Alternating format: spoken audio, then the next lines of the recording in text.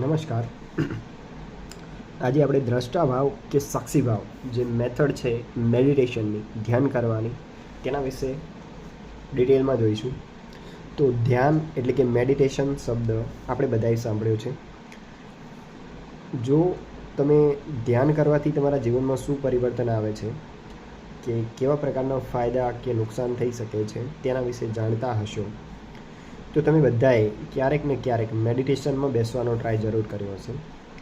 અને હંમેશા એવું બન્યું હશે અથવા તો ઘણી વખત એવું બન્યું હશે કે થોડી વારમાં જ તમને કંટાળો આવ્યો હશે, કારણ કે એક જ પોઝિશનમાં ધ્યાનમાં બેસી રહેવું, ખાસ કરીને ત્યારે જ્યારે આપણને ધ્યાનનો કે ધ્યાન પહેલાં કરવાની પ્રક્રિયાઓનો કોઈ જ અનુભવ નથી, તો ધ્યાન એક કંટાળાજનક બની જાય છે. અને પછી આપણે શું કરીએ છીએ, મેડિટેશન એટલે કે ધ્યાન કરવાનું જ છોડી દઈએ છીએ. ધ્યાનની અલગ અલગ પદ્ધતિઓ છે અને આ બધી પદ્ધતિઓ દરેક વ્યક્તિ માટે નથી હોતી. મતલબ કે આપણા બધાનું વ્યક્તિત્વ અલગ છે, તેથી દરેક વ્યક્તિ પર દરેક પદ્ધતિ ધ્યાનની લાગુ નથી પડતી. તો અહીંયા આપણે આ વિડીયોની અંદર એવી જ ધ્યાનની એક પદ્ધતિ જેને સાક્ષી ભાવ કહેવામાં આવે છે, જેના વિશે કદાચ તમે સાંભળ્યું હશે. જો તમે અધ્યાત્મ અને ફિલોસોફીની દુનિયામાં ઇન્ટરેસ્ટ ધરાવો છો તો આપણે તેના વિશે જોઈશું. જે આપણે ઓશો દ્વારા લખાયેલ એક પુસ્તક છે અવેરનેસ, એ પુસ્તકમાંથી આ વસ્તુને સમજવાનો પ્રયત્ન કરીશું કે સાક્ષી ભાવ ધ્યાન શું છે.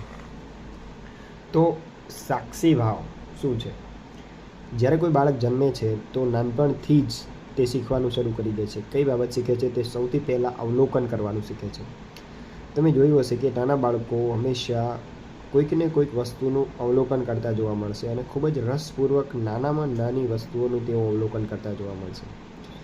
કારણ કે એક નાના છોકરા પાસે કરવા માટે બીજું કંઈ જ કામ નથી. તેની પાસે એક જ કામ છે અને તે છે ચીજોને ઓબ્ઝર્વ કરવી. બરાબર. મોટા થઈ ગયા પછી પણ આ આદત આપણી અંદર રહે છે અને તે એ રીતના કન્ટિન્યુ રહે છે કે આપણને બહારની દુનિયામાં વિશેષ રસ ધરાવતા થઈ જઈએ છીએ જ્યારે આપણે મોટા થઈ જઈએ છીએ ત્યારે.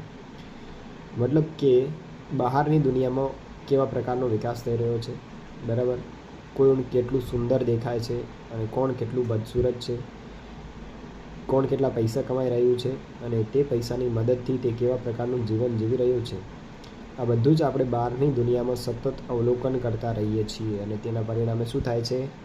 આપણી ઈચ્છાઓ અત્યધિક વધતી રહે છે. બરાબર. આ ઈચ્છાઓને વધારવા માટે જે બાહ્ય સંસાર છે તેની અંદર અસંખ્ય ચીજો અવેલેબલ છે જેનો કોઈ જ અંત નથી. પરંતુ આપણે જાણીએ છીએ કે બાહ્ય જગતમાં ઈચ્છાઓની પૂર્તિ ક્યારેય થઈ શકતી નથી. બરાબર. ગૌતમ બુદ્ધે કહ્યું છે કે ઈચ્છાઓ તે બધા જ દુઃખોનું કારણ છે, કારણ કે કોઈ પણ વ્યક્તિની ઈચ્છાઓ ક્યારેય પૂરી થઈ શકતી નથી. ઓશો કહે છે કે જેટલો રસ આપણે આ બહારની દુનિયામાં ધરાવીએ છીએ, જો એટલો જ રસ યા તેનાથી પણ વધુ રસપૂર્વક આપણે આપણી અંદરની દુનિયાનું અવલોકન કરીશું તો તેને જ સાક્ષી ભાવ તરીકે ઓળખવામાં આવે છે. રાઈટ. મારી અંદર શું ચાલી રહ્યું છે તેનું સતત અવલોકન. જુઓ કે મનમાં શું ચાલી રહ્યું છે. વિચારોની મદદથી આપણું મન શું બનાવવાનો પ્રયત્ન કરી રહ્યું છે, કેવા પ્રકારના ચિત્રો બનાવી રહ્યું છે. પોતાના શરીર, મન, વિચારો અને લાગણીઓ પર સતત ધ્યાન આપવું, તેની સતત વોચ રાખવી, તેને શું કહે છે? સાક્ષી ભાવ કે દ્રષ્ટા ભાવ તરીકે આપણે ઓળખીએ છીએ. મોટિવેશનલ સ્પીકર અને લાઈફ કોચ સંદીપ મહેશ્વરી આપણને કહે છે કે વિચારોનું અવલોકન એટલે કે સાક્ષી ભાવ જે ધ્યાનની પદ્ધતિ છે તે મેડિટેશનમાં પ્રગતિ કરવા માટે, ખૂબ ઝડપથી આગળ વધવા માટે સૌથી બેસ્ટ મેથડ છે. પોતાની બુક રાજયોગની અંદર વિવેકાનંદ પણ આ જ બાબત કહે છે. જ્યારે તેઓ ધ્યાન વિષયની ચર્ચા કરે છે તો તેઓ જણાવે છે કે સાક્ષી ભાવ એવી પદ્ધતિ છે જે તમે દરરોજના કાર્યો કરતાં સતત પ્રયોગમાં લઈ શકો છો.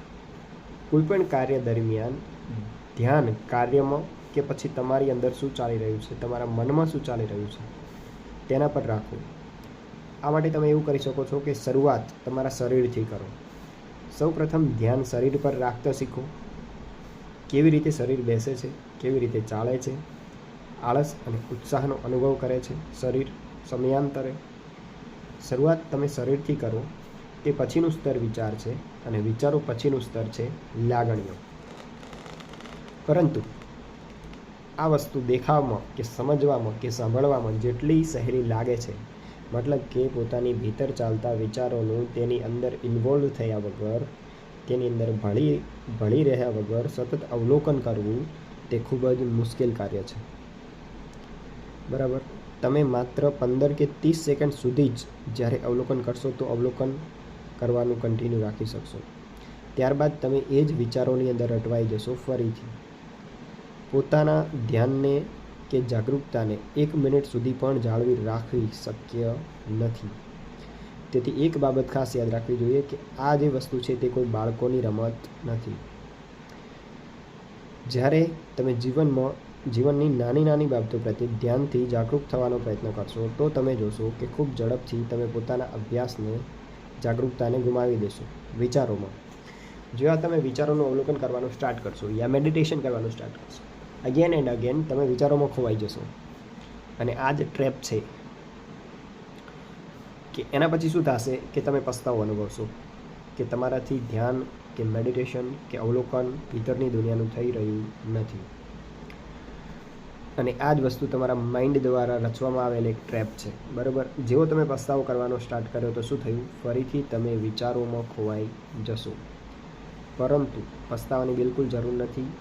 બરાબર. વિચારોમાં અટવાયેલા રહેવું તે સામાન્ય બાબત છે અને તે બાબત બધા સાથે થાય છે. મહાવીર સ્વામીએ કહ્યું છે કે જો કોઈ વ્યક્તિ માત્ર 48 મિનિટ સુધી પોતાના ધ્યાનને, પોતાની અવેરનેસને જાળવી શકે છે તો તે સર્વોત્તમ જ્ઞાનને ઉપલબ્ધ થઈ જશે. પરંતુ 48 મિનિટ તો દૂરની વાત છે, 48 સેકન્ડ સુધી પણ એલર્ટ રહેવું કે જાગૃત રહેવું ખૂબ જ મુશ્કેલ કાર્ય છે. જ્યારે તમે ભૂલી જાઓ તો ફરીથી પોતાના ધ્યાનને પાછું લાવો, એલર્ટ રહો. સમય લાગશે, પરંતુ ધીમે ધીમે તમે વધુને વધુ એલર્ટ થતા જશો. જ્યારે આવું થવા લાગે તો ખુશ થવાની જરૂર નથી, કારણ કે જો તમે ખુશ થયા તો અગેન ફરીથી તમે શું થશે? વિચારો અને લાગણીઓની જાળમાં ફસાઈ જશો.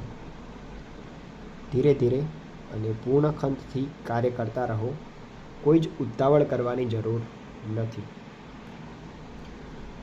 જેમ જેમ તમે વધુને વધુ અવેર, જાગૃત, એલર્ટ થતા જશો, તમે જોશો કે તમે પોતાની સાથે કામ વગરની ઘણી બધી ચિંતાઓને લઈને ફરો છો. તમે તેને પોતાના શરીરમાં અનુભવી શકશો, કારણ કે આપણું મન જે પ્રકારનું વર્તન કરે છે શરીર ઉપર એ જ વસ્તુ રિફ્લેક્ટ થાય છે. જ્યારે તમે પોતાની અવેરનેસને શરીરના જે ભાગ પર લઈ જશો, જે ભાગ ટેન્શન અનુભવી રહ્યો છે, તો તમે જોશો કે એ પાર્ટ રિલેક્સ થઈ જશે. અને જેટલું તમારું શરીર રિલેક્સ રહેશે, તમારી અવેરનેસ એટલી ને એટલી વધુ ફાસ્ટ, વધુ ઝડપથી વિકસિત થતી જોવા મળશે. વિકસિત અવેરનેસ દ્વારા તમે જોઈ શકશો કે તમે માત્ર રાત્રે જ સ્વપ્નો નથી જોતા, પરંતુ વિચારો સ્વરૂપે સ્વપ્નોનો પ્રવાહ તમારી અંદર સતત ચાલુ રહે છે. દિવસ દરમિયાન જ્યારે તમે જાગૃત અવસ્થામાં હોવ છો ત્યારે પણ તમે આંખો બંધ કરીને જુઓ કે વિચારો રૂપી દિવા સ્વપ્નો કઈ રીતના રચાઈ રહ્યા છે. સ્વચ્છ આકાશમાં વાદળા પસાર થાય છે તે જ રીતે મનરૂપી આકાશમાં વિચારો રૂપી વાદળો કન્ટિન્યુઅસ ચાલ્યા કરે છે. પરંતુ આકાશ તેમનું તેમ જ સ્વચ્છ રહે છે, ક્લિયર રહે છે. વિચારો આવે છે અને ચાલ્યા જાય છે, અને ધીમે ધીમે વિચારો ઓછા થતા જશે. જે પણ કાર્ય તમે કરી રહ્યા હો, ચાલવું, વાંચવું, લખવું, તે કામને પૂર્ણ ધ્યાનથી કરો. અને જ્યારે તમે કંઈ જ નથી કરી રહ્યા તો પોતાના શરીરને કે વિચારોને કે શ્વાસનું અવલોકન કરતા રહો. તમે અવલોકન કરતા છો અને જે કંઈ પણ ભીતર ચાલે છે તમે તેના દ્રષ્ટા છો.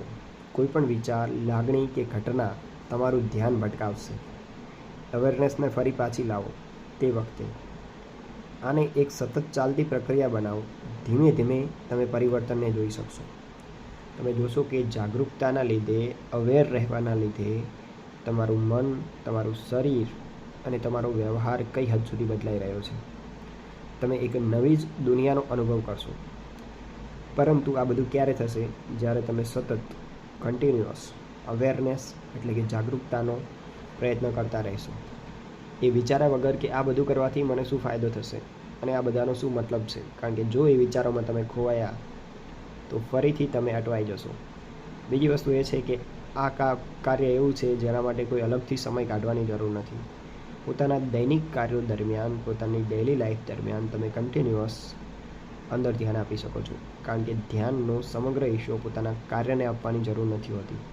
અમુક જ કામ એવા હોય છે જે તમારા સંપૂર્ણ ધ્યાનને માગી લે છે.